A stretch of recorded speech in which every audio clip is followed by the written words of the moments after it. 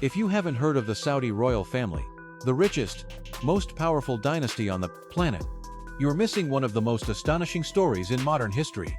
With a fortune estimated at over $1.4 trillion, the House of Saud is not only a symbol of wealth, but also a force that has shaped politics, business, religion, and global culture for nearly a century.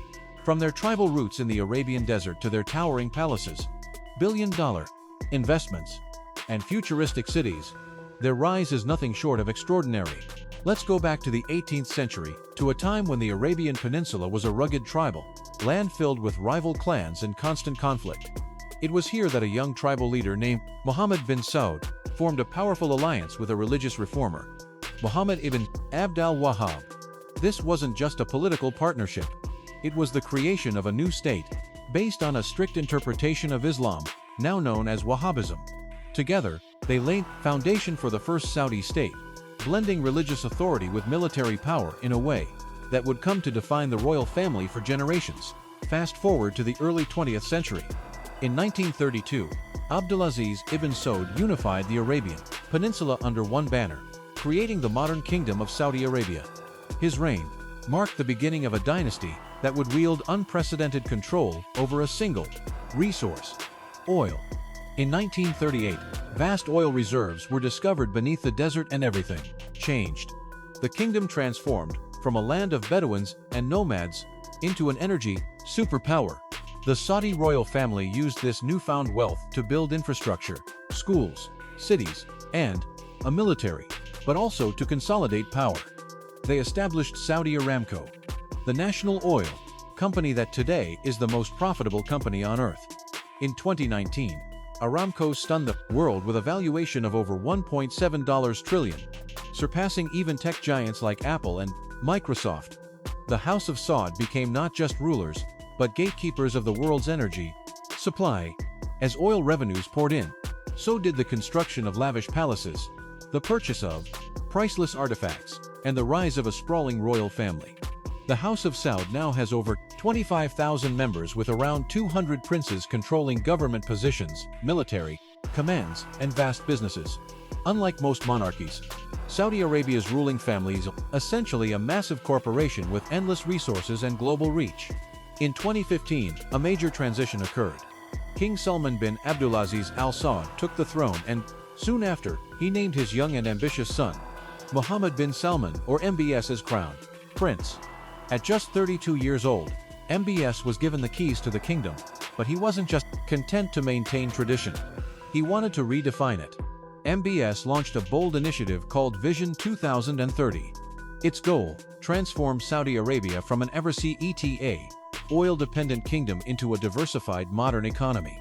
That meant opening the country up socially, economically, and culturally. Under his leadership, women were finally granted the right to drive, cinemas reopened, concerts returned, and international tourism was encouraged. This was a seismic shift in a nation long known for its conservative values. But while MBS pushed for reform, he also showcased the immense wealth and extravagance of the royal family like never before.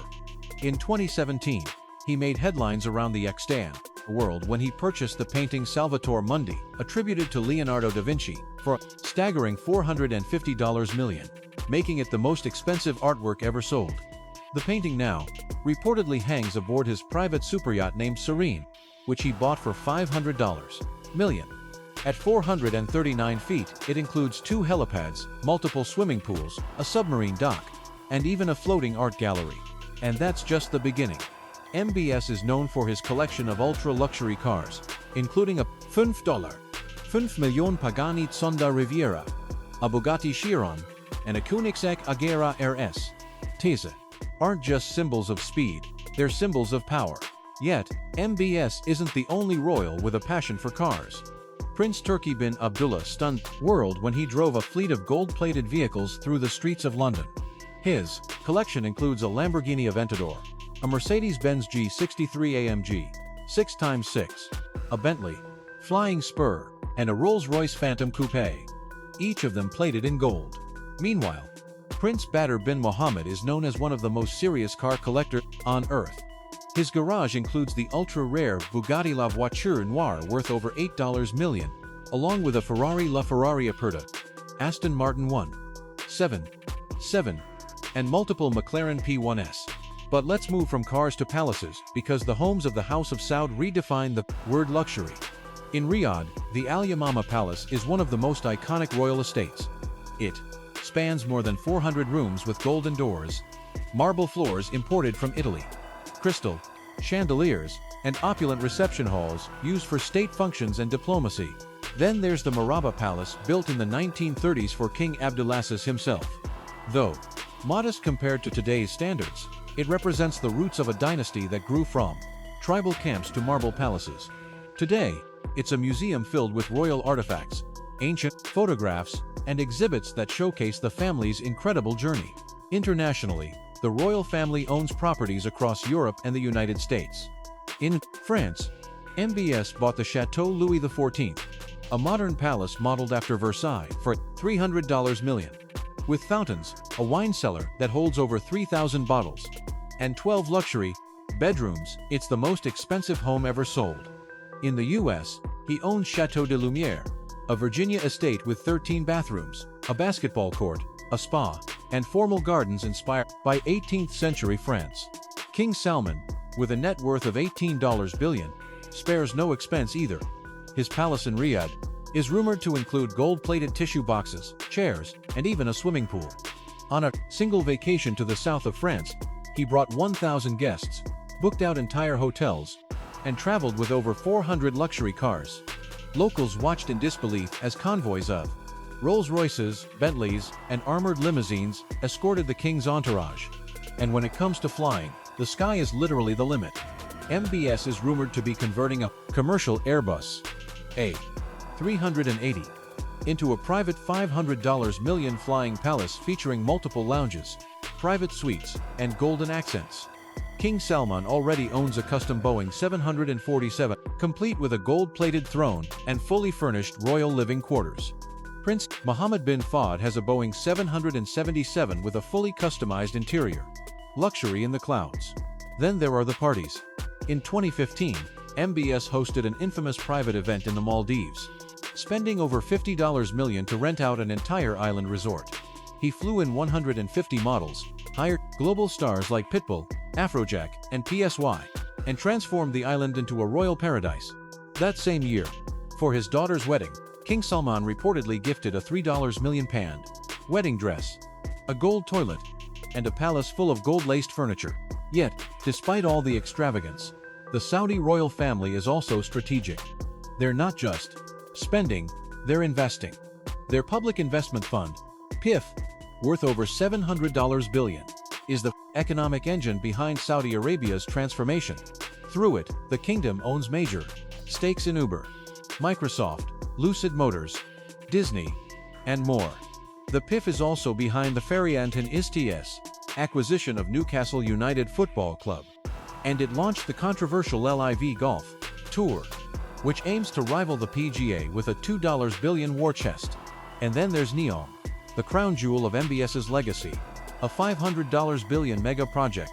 NEOM is a planned city on the Red Sea coast that will feature the line, a 170-kilometer linear city with no roads, no cars, and zero carbon emissions. The line will be home to 9 million people, powered entirely by renewable energy and managed by artificial intelligence. NEOM will also include the world's largest floating industrial complex, a luxury ski resort in the desert, and even a mountain wellness city. It's a vision so ambitious it feels like science fiction. But it's being built right now. Across the region, oil-rich Gulf states are racing to develop similar futuristic projects. Here are 6 that stand out. 1. SeaWorld Abu Dhabi. Opened in 2023, it's now the largest multi-species aquarium on Earth, housing over 150 aquatic species across 5 levels. 2. Wasl Tower, Dubai. A 302-meter skyscraper with a twisted ceramic design featuring a 5-star hotel, rooftop pool, and the world's tallest ceramic facade. 3. Zayed National Museum, Abu Dhabi. Opening in 2025, this tribute to Sheikh Zayed features towers that act as natural cooling vents showcasing Emirati history and falconry culture. 4.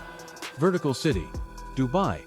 a proposed floating skyscraper that will house 25,000 people using only renewable of crate energy, solar panels, wind turbines, and smart waste recycling systems. 5. Al-Maha Floating Theater, Sharjah. A 10,000-seat venue designed to look like a giant pearl emerging from the sea, bringing world-class culture to the Gulf. 6. Jubail Island, Abu Dhabi. A $1.36 billion luxury eco-retreat with mangrove forests, kayaking trails, and private villas surrounded by natural beauty. Yet, beyond the palaces, planes, and projects, the royal family has also made moves on the palace's global stage through philanthropy and diplomacy.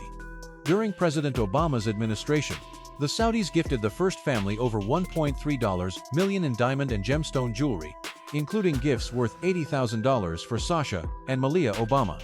And in 2015, Prince Al-Walid bin Talal, one of the world's wealthiest royals, announced he would donate his entire $16 billion fortune to global charities. Through the Al-Walid Philanthropies Foundation, he supported disaster relief, education, women's rights, and health initiatives in over 90 countries.